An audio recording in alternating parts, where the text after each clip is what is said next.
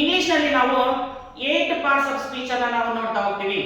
ನೋಡ್ರಿ, ಈ 8 parts of speech ಅಲ್ಲಿ ಮೊದಲನೇದಾಗಿ ನಾನು ತೆಗೆದುಕೊಂಡು ಬಂದಿದ್ದೇನೆ ಯಾವಪ್ಪ ಅಂದ್ರೆ ನೌನ್.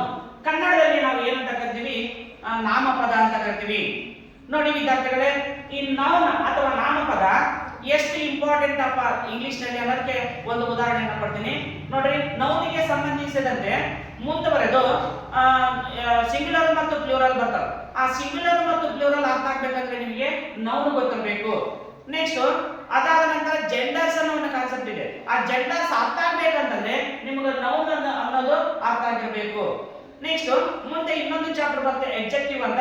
ಆ ಎಡ್ಜೆಕ್ಟಿವ್ ನಿಮಗೆ ಅರ್ಥ ಆಗ್ಬೇಕಂತಂದ್ರೆ ನಿಮಗೆ ನೌನ್ ಅನ್ನೋ ಕಾನ್ಸೆಪ್ಟ್ ಸಂಪೂರ್ಣವಾಗಿ ಅರ್ಥ ಆಗಲೇಬೇಕು. Without understanding this noun you cannot understand any further chapter. ಅರ್ಥ ಆಗುತ್ತೆ ಎಲ್ಲರಿಗೂ? ನೋಡಿ, ಈಗ ನೌನ್ ಅಂದ್ರೆ ಏನು ಅಂತ ಅನ್ನೋದನ್ನ ನಾವು ನೋಡ್ತಾ ಹೋಗೋಣ. ನಾಮಪದ ಅಂದ್ರೆ ಏನು ಅನ್ನೋದನ್ನ ನೋಡ್ತಾ ಹೋಗೋಣ. ನೋಡ್ರಿ, ನಾಮಪದ ಅಂತಂದ್ರೆ ವ್ಯಕ್ತಿ, ಪ್ರಾಣಿ, ವಸ್ತು ಮತ್ತು ಸ್ಥಳ ಇವುಗಳ ಹೆಸರನ್ನು ಸೂಚಿಸುವ ಪದಗಳಿಗೆ ನೌನ್ ಎನ್ನುವರು. Very very important. Don't forget, keep it in your mind. ನೋಡಿ, ಇಂಗ್ಲಿಷ್ ನಲ್ಲಿ a noun is a word which names person, place, animal and thing. I hope you understood. ನೋಡ್ರಿ, ಇನ್ನೊಂದ್ಸರಿ ರಿಪೀಟ್ ಮಾಡ್ತೀನಿ. ವ್ಯಕ್ತಿ, ಪ್ರಾಣಿ, ವಸ್ತು ಮತ್ತು ಸ್ಥಳ ಇವುಗಳ ಹೆಸರನ್ನು ಸೂಚಿಸುವಂತಹ ಪದಗಳಿಗೆ, ನೋಡ್ರಿ, ವ್ಯಕ್ತಿ, ಪ್ರಾಣಿ, ವಸ್ತು, ಸ್ಥಳ ಇವುಗಳ ಹೆಸರನ್ನು ಸೂಚಿಸುವ ಪದಗಳಿಗೆ ನೌನ್ ಎನ್ನುವರು. ಇಂಗ್ಲಿಷ್ ನಲ್ಲಿ a noun is a word which names person, place, animal and thing. ಅರ್ಥ ಆಗುತ್ತೆ ಎಲ್ಲರಿಗೂ? ಹಾಗಾದ್ರೆ ಎಕ್ಸಾಂಪಲ್ ಅನ್ನು ನೋಡ್ತಾ ಹೋಗೋಣ. ಈಗ ನೋಡ್ರಿ, ಈಗ ಪರ್ಸನ್ ಗೆ ಬಾಯ್ ಅಂದ್ರೆ ಹುಡುಗ, ಸ್ಟೂಡೆಂಟ್ ವಿದ್ಯಾರ್ಥಿ, ಡಾಕ್ಟರ್ ವೈದ್ಯ, ಸೋಲ್ಜರ್ ಸೈನಿಕ. ನೋಡ್ರಿ, ಎನಿಮಲ್ ಗೆ ಸಂಬಂಧಿಸಿದಂತೆ ಎಲಿಫೆಂಟ್ ಆನೆ, ಪಿಕಾಕ್ ನವಿಲು, ರಾಬಿಟ್ ಮೊಲ, ಫಾಕ್ಸ್ ನರಿ. ಥಿಂಗ್ ಗೆ ಸಂಬಂಧಿಸಿದಂತೆ ನೋಡ್ರಿ, ಚೇರ್ ಕುರ್ಚಿ, ಮಿರರ್ ಕನ್ನಡಿ. ನೋಡ್ರಿ, HEARTH ಅರ್ತ್ ಅಂದ್ರೆ ಏನು ಗೊತ್ತಾ? ಒಲೆ. ಹೌದಾ? ನೀವು ಭೂಮಿ ಅಲ್ಲ, ಭೂಮಿಗೆ ಇನ್ನೊಂದು ಸ್ಪೆಲ್ಲಿಂಗ್ ಇದೆ. EARTH ಅರ್ತ್ ಅಂತಂದ್ರೆ ಏನದು? ಭೂಮಿ. ಇಲ್ಲೇ HEARTH ಅರ್ತ್ ಅಂದ್ರೆ ಒಲೆ, ಮನೆಯಲ್ಲಿ ಇರುವಂತ ಉರುವ ಒಲೆ ಅಂತಲ್ಲ, ಅದಕ್ಕೆ ನಾವು ಅರ್ತ್ ಅಂತ ಕರಿತೀವಿ. ನೋಡ್ರಿ, ಈ ರೀತಿಯಾದಂತಹ ಒಂದಿಷ್ಟು ವಿಶೇಷ ಇರುವಂತಹ ಪದಗಳನ್ನು ಕೂಡ ನೀವು ಈ ನೌನ್ ಅಲ್ಲಿ ಕಲಿತೀರಿ. ಹೌದಾ? ನೆಕ್ಸ್ಟ್ ಏನಂದ್ರೆ KNIFE ನೈಫ್ ಅಂದ್ರೆ ಏನು? ಚಾಕು. ನೋಡ್ರಿ, ವಸ್ತುವಿಗೆ ಸಂಬಂಧಪಟ್ಟಂತೆ. ನೆಕ್ಸ್ಟ್ ಪ್ಲೇಸ್ ಗೆ ಸಂಬಂಧಪಟ್ಟಂತೆ ನೋಡ್ರಿ, ಲೈಬ್ರರಿ. ನೋಡ್ರಿ, ಅಂದ್ರೆ ಪುಸ್ತಕಾಲಯ. ಪುಸ್ತಕಗಳನ್ನು ಹೊಂದಿರುವಂತಹ ಸ್ಥಳಗಳಿಗೆ ಏನಂತ ಕರಿತೀವಿ? ನಾವು ಲೈಬ್ರರಿ ಅಂತ ಕರಿತೀವಿ. Next stadium. ನೋಡ್ರಿ, ಕ್ರೀಡಾಂಗಣ.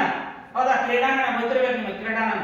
ನೋಡ್ರಿ, ಇನ್ನೂ ಒಂದಿಷ್ಟು ಎಕ್ಸಾಂಪಲ್ ಅನ್ನು ತಗೋಬಹುದು. ನೋಡ್ರಿ, ಬಸ್ ಸ್ಟ್ಯಾಂಡ್, ಬಸ್ಗಳನ್ನು ನಿಲ್ಲಿಸುವಂತ ಸ್ಥಳ bus stand. Aeroplane, very important. Museum. ನೋಡ್ರಿ, ಈ ರೀತಿಯಾದಂತಹ ಪ್ಲೇಸ್ ಗೆ ಸಂಬಂಧಪಟ್ಟಂತಹ ಒಂದಿಷ್ಟು ವರ್ಡ್ಗಳಿರ್ತಾವೋ ಅವುಗಳಿಗೆ ಏನಂತ ಕರಿತೀವಿ? ನಾವು ನೌನ್ ಅಂತ ಕರಿತೀವಿ. ನೋಡಿ, ಸರ್ ನಮ್ಗೆ ಇನ್ನೂ ಅರ್ಥ ಇಲ್ಲ ಸರ್ ನೌನ್ ಅಂತಂದ್ರೆ ಒಂದು ಎಕ್ಸಾಂಪಲ್ ಕೊಟ್ಟು ಹೇಳ್ತೀನಿ. ನೋಡ್ರಿ, ನೋಡ್ರಿ, ಈಗ ಫಾರ್ ಎಕ್ಸಾಂಪಲ್ ಬಾರಪ್ಪ ಗಿರೀಶ್. ನೋಡ್ರಿ, ಈಗ ಇಲ್ಲಿ ನೋಡ್ರಿ ಬ್ರಾಕೆಟ್ ಅಲ್ಲಿ ಬರ್ದಿದ್ದೀನಿ, ವ್ಯಕ್ತಿ ಏನಿದ್ದಾನೆ ಅನ್ನೋದೈತಿ. ವ್ಯಕ್ತಿ ಏನಿದ್ದಾನೆ. ಹೌದಾ? ವ್ಯಕ್ತಿ ಏನಿದ್ದಾನೆ ಅಂತ ಹೇಳಿದಾಗ ಆನ್ಸರ್ ಬರುವಂತ ಏನ್ ಆನ್ಸರ್ ಬರ್ತಾವಲ್ಲ ಅವುಗಳಿಗೆಲ್ಲ ಪದಗಳಿಗೆ ಏನಂತ ಕರಿತೀವಿ? ನಾವು ನೌನ್ ಅಂತ ಕರಿತೀವಿ. ಈಗ ನೋಡ್ರಿ, ಒಂದು ಎಕ್ಸಾಂಪಲ್ ತಗೋತೀನಿ. ನೋಡಪ್ಪ ಗಿರೀಶ್, ನೀನ್ ಏನಿದೆಯಪ್ಪ? ನೋಡ್ರಿ, ವ್ಯಕ್ತಿ. ನೋಡ್ರಿ, ವ್ಯಕ್ತಿ ಅಂದ್ರೆ ಏನು? ಪರ್ಸನ್. ಇದು ಕೂಡ ನೌನ್. ಮತ್ತೇನಿದೆಯಪ್ಪ? ನೋಡ್ರಿ, ಸ್ಟೂಡೆಂಟ್. ನೋಡ್ರಿ, ಸ್ಟೂಡೆಂಟ್ ಅಂದ್ರೆ ವಿದ್ಯಾರ್ಥಿ. ಈ ವಿದ್ಯಾರ್ಥಿ ಕೂಡ ಏನು? ನೌನ್. ಅಂದ್ರೆ ವ್ಯಕ್ತಿ ಏನಿದ್ದಾನೆ, ಫಸ್ಟ್ ಏನಿದ್ದಾನೆ? ಒಬ್ಬ ಮನುಷ್ಯ ಇದ್ದಾನೆ. ಮನುಷ್ಯ ಆದ್ಮೇಲೆ ಒಬ್ಬ ಏನಿದ್ದಾನೆ? ಸ್ಟೂಡೆಂಟ್ ಇದ್ದಾನೆ. ಮತ್ತೇನಿದ್ದಾನೆ? ಒಬ್ಬ ಹುಡುಗನಿದ್ದಾನೆ. ನೋಡ್ರಿ, ಹುಡುಗ BOY. ಬಾಯ್ ಅಂದ್ರೆ ಏನು? ಹುಡುಗ. ಈ ರೀತಿ ವ್ಯಕ್ತಿ ಏನಿದ್ದಾನೆ ಅನ್ನೋ ಸೂಚಿಸುವಂತಹ ಪದಗಳಿಗೆ ಏನಂತ ಕರಿತೀವಿ? ನಾವು ನಾಮಪದ ಅಂತ ಕರಿತೀವಿ. I hope you understood. ಹೌದಾ? ಈಗ ಥಿಂಗಿಗೆ ಸಂಬಂಧಪಟ್ಟಂತ ನಾವು ನೋಡ್ತಾ ಹೋಗೋಣ. ಈಗ ಅದನ್ನ ಅರ್ಥ ಮಾಡ್ಕೊಳ್ಳೋಣ. ಓಕೆ. ನೆಕ್ಸ್ಟ್ ನೋಡ್ರಿ, ಈಗ ಇದು ಏನೈತಿ? ನೋಡ್ರಿ, ಒಂದು ಬಾಟಲ್ ಐತಿ. ಇದು ಕೂಡ ಒಂದು ನೌನ್. ಹೌದಾ? ನೆಕ್ಸ್ಟ್ ನೋಡ್ರಿ, ಈಗ ಇಲ್ಲಿ ಏನಂತ ಬರೆದಿ? ನೋಡ್ರಿ, ಈಗ ಇಲ್ಲಿ ಒಂದು ಚೇರ್ ಅಂದ್ರೆ ಕುರ್ಚಿ, ಮಿರರ್ ಕನ್ನಡಿ, ಅರ್ಥ ಒಲೆ, ನೈಫ್ ಚಾಕು. ನೋಡ್ರಿ, ವಸ್ತು ಏನೈತಿ ಅನ್ನೋ ಸೂಚಿಸುವಂತ ಪದಗಳಿಗೆ ಏನಂತ ಕರಿತೀವಿ? ನಾವು ನೌನ್ ಅಂತ ಕರಿತೀವಿ. ನೆಕ್ಸ್ಟ್ ನೋಡ್ರಿ, ಎನಿಮಲ್ಸ್. ನೋಡ್ರಿ, ಒಂದು 4 ದಪ್ಪವಾದ ಕಾಲುಗಳನ್ನು ಹೊಂದಿರುವಂತಹ ಒಂದು ಉದ್ದವಾದ ಸೊಂಡಿಲನ್ನು ಹೊಂದಿರುವಂತಹ ಚಿಕ್ಕದಾದ ಬಾಲವನ್ನು ಹೊಂದಿರುವಂತಹ ಒಂದು ಪ್ರಾಣಿ ನಿಮ್ಮ ಮನೆ ಮುಂದೆ ಹೊರಟಿದ್ರೆ ಅದು ಏನಂತ ಕರಿತೀರಿ? ಏನೈತದು? ಎಲಿಫೆಂಟ್ ಐತಿ. ಹೌದಾ? ಇದು ಕೂಡ ಏನಪ್ಪಾ ಅಂತಂದ್ರೆ ನಾವು ಪಿಕಾಕ್, ರಾಬಿಟ್, ಫಾಕ್ಸ್. ಹೌದಾ? ಈ ರೀತಿಯಾಗಿ ಏನಪ್ಪಾ ಅಂದ್ರೆ ನಾವು ನೌನ್ ಅನ್ನ ಕಾನ್ಸೆಪ್ಟ್ ಅನ್ನ ಅರ್ಥ ಮಾಡ್ಕೊಳ್ತಾ ಹೋಗ್ತೀವಿ. ಅರ್ಥ ಆಗುತ್ತಾ ಎಲ್ಲರಿಗೂ? ಈ ರೀತಿಯಾದ ಕಾನ್ಸೆಪ್ಟ್ ನಿಮ್ಗೆ ಅರ್ಥ ಆಯ್ತಪ್ಪ ಅಂತಂದ್ರೆ ಮುಂದೆ ಬರುವಂತಹ ಯಾವುದೇ ನೌನ್ ಮೇಲೆ ಬರುವಂತಹ ಕಾನ್ಸೆಪ್ಟ್ಗಳು ನಿಮಗೆ ಈಸಿ ಆಗ್ತಾ ಹೋಗ್ತವೆ. ಹೌದಾ?